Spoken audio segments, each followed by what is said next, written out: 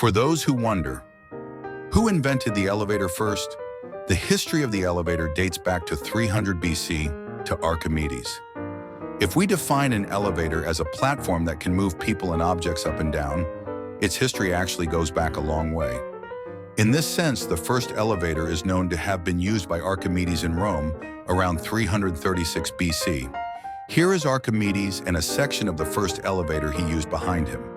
These first elevators were open vehicles rather than enclosed ones, and consisted of a platform with a lift to allow vehicles to move vertically.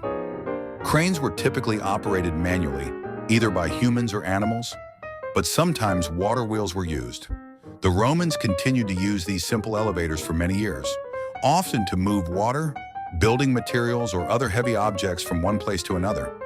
We used to use similar elevators in construction until 20 years ago. A pulley system was set up at the top of the construction site. Loads from below were attached to one end of the pulley and pulled up by pulling the other end. The person at the top would take the load and unload it.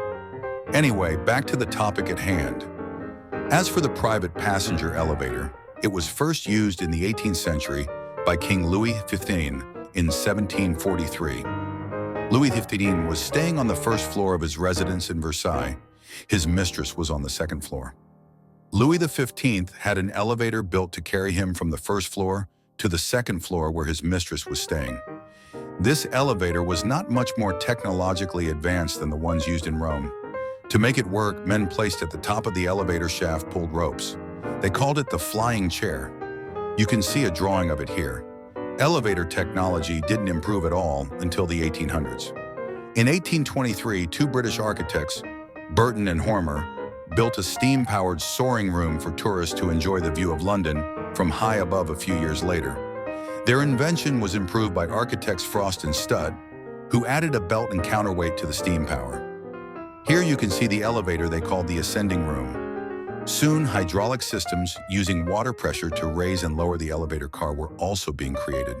But this was impractical in some cases. Pits had to be dug under the elevator shaft so that the piston could retract. The higher the elevator went, the deeper the pit had to be. So this was not a viable option for taller buildings in large cities. So although hydraulic systems with cables and counterweights were slightly safer than steam-powered cable elevators, they were not practical. There was only one major drawback. The cables could break, sometimes sending the elevator plummeting into the void, killing passengers and damaging building materials or other items being transported.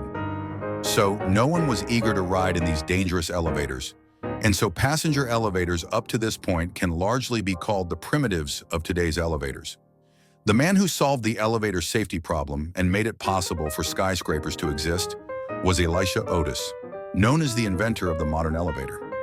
In 1852, Otis developed a design with a safety brake. In the event of a cable break, a wooden frame at the top of the elevator car would dislodge and strike the walls of the shaft, stopping the elevator in its tracks. Here is a drawing of the first safe elevator that Otis invented.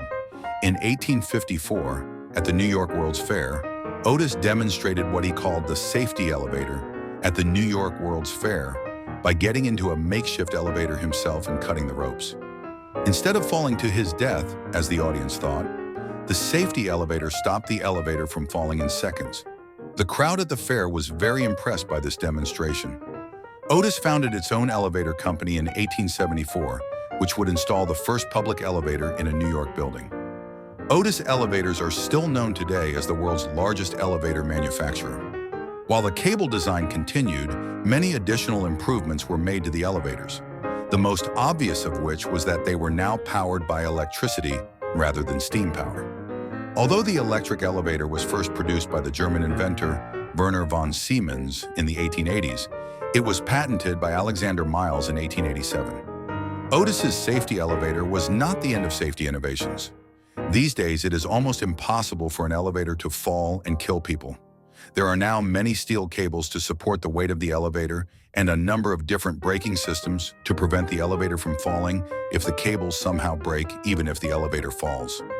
Despite all these safety measures, there are shock absorbers at the bottom of the elevator shaft, reducing the chance of death and serious injury.